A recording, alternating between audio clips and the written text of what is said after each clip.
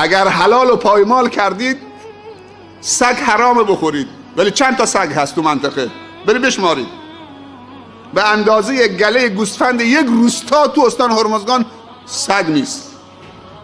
کسی سگ رو ذبح میکنه بخوره؟ نه. ولی چقدر گوشت گوسفند رو داریم ذبح میکنیم، بعدم تعداد گوسفندا کم نمیشه.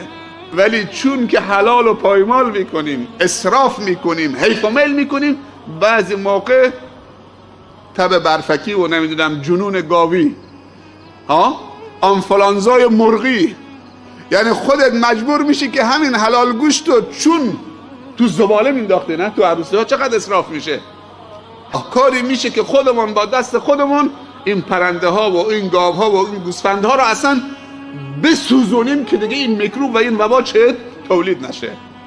وقتی قدر حلال نفهمیدی اینطوری خدا حلال از دستت میگیره.